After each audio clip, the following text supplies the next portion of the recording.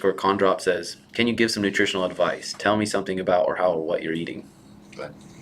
You're the nutrition genius.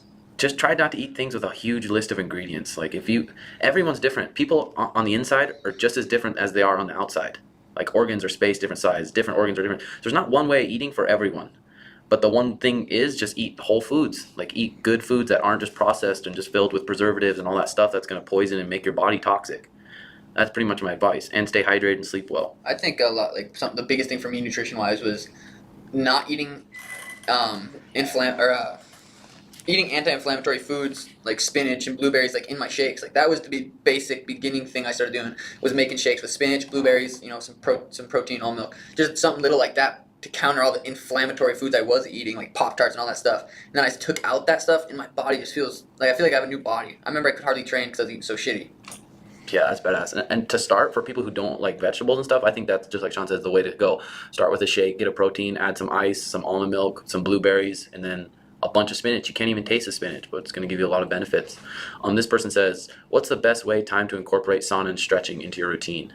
What have you been doing, Sean? I bought a sauna for my house, and it was probably the best thing I've ever bought. It's like this morning. So I've had 4 practices, Monday, Tuesday, and I have sparring this afternoon. So today I woke up and I was very sore, stiff, like just my body's, I could tell I've been training hard. I woke up, turned the sauna on, sat in the sauna for 25 minutes and just stretched, just loosened up my back, loosened up my body, just moved, just these little movements, and I got out of there and I just felt night and day different. I've been doing the sauna at night too.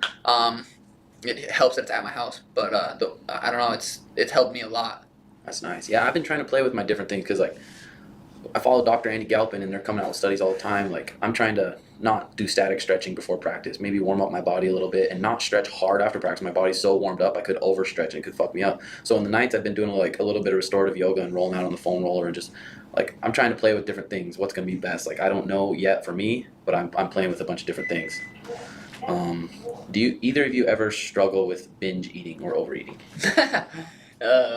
We've gotten a lot better. I remember Tim and I, when we lived together at the first apartment we had, so like when I first moved down here, we would literally overeat. That was the goal. Let's see how fucking stuffed we could get. Just because we just trained hard all day and we just would make a good dinner. Tim would make a good dinner and we would just eat it, all of it. Wouldn't save nothing. And we'd just get high and eat it all. And you can tell when you overeat the next morning. I feel like my body's still trying to digest that food. It all comes down to educating yourself on how you feel and what you're putting in your body to help. If you don't want to overeat or you don't want to eat bad food, educate yourself on it. Because once you realize what that food does to your body, then it makes it easier to not want to do that. Yeah, for sure. And like we've said in past podcasts, you eat something bad, your blood sugar's gonna spike, it's gonna drop, you're gonna be starving, and you're just gonna get in that roller coaster. If you can just eat clean for a few days, drink your water, and flatten it out, it doesn't get as hard. And it's easy for us because we train so hard, and the only way we're able to train hard is to eat clean.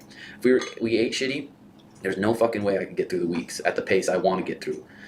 So I don't know, take little steps. You don't have to do it all at once, but just take little steps. That's what I'd say. This kid says, I'm 15, have about 5 fights. Was wondering how to deal with nerves before your fight. I just think that comes with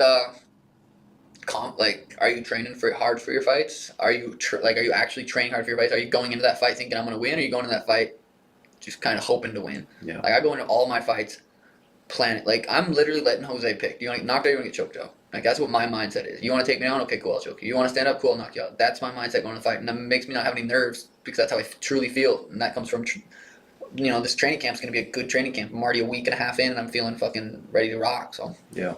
And we've said in past podcasts too, you got to turn those nerves and scared feeling into something enjoyable. Be like, okay, I feel this. I'm kind of nervous, but those are good. That's your body getting ready to fucking react and go through some good shit. Just like Sean said, it comes from your training. I like how you said that. Those nerves, turn them into, like when you have that feeling in your body when your stomach's kind of going and you're just kind of tingly. Like I tell myself that too. That's my body saying, all right, we're ready to go out there and put everything on the line. I remember going into my last fight with Andre thinking there's nothing that's going to stop me from that. There's nothing. Like nothing's going to stop me from beating this kid. And I remember when I broke my foot, I did not 1 second go through my head that I was done. Like I was still trying to stand back up with my feet, still trying to box him, still trying to get up, still trying to submit him the entire time. And then after, it all just kind of hit me. Like I'm like, okay, I can put my guard down. Like it's over. But you got to be ready to go in there and put everything on the line. Yeah, fuck yeah. This guy says, Fight 87 says, what sort of mental prep do you do before fight competitions? Go ahead. shit, everything we're doing is mental prep. Like from the meditation to every time we get in practice to like practicing just being in the moment. This other like same kind of question was, how was your experience training with Greg Jackson? It reminds me of like when I was young, 21 on the Fight Master, he just taught me. He's like, I was thinking about other shit. I wasn't in the moment in that fight. I wasn't emotionless. I had emotions going in there. Like, I don't want to cut weight. I don't want to do this. But he has you practice going in there, taking a few breaths and just having no emotion, going emotionless and just being in that moment. If you're thinking past the fight or thinking before that fight, there's going to be tons of opportunities to find your way out of that fight, and you can find your way out. But if you're just in the moment, think about what you're doing. But like I said, everything we're doing, we're reading books, we're meditating, putting ourselves in tough positions every fucking day. I'm trying to put myself in an uncomfortable position with black belts, with anything. We've got cold plunges, trying to put ourselves in tough positions, getting in that cold plunges and getting little mental wins the whole time. Dude, I did the worst thing ever. This was like a month ago. I said, every time I turn on my shower, I'm not going to let it warm up.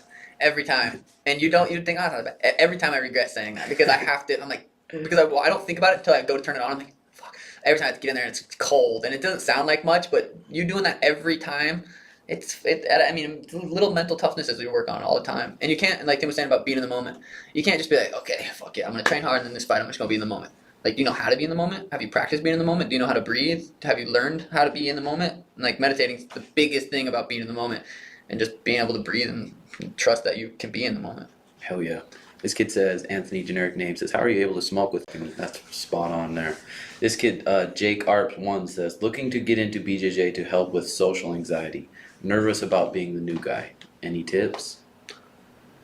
1, 2, 3, fuck it, go. Show up.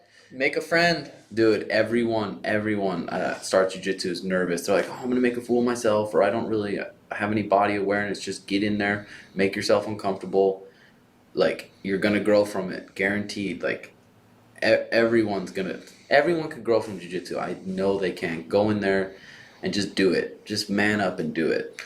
And you can go to it, but also make sure you're sleeping good, eating good, drink good. We say that every podcast, but it's literally the three most important things: eat, hydrate, and sleep. Or if those things, like he says, are out of balance, jiu-jitsu is going to be harder. You're not, your brain's not going to be working as good as it could be. So make sure you're doing all those things. Yeah, for sure.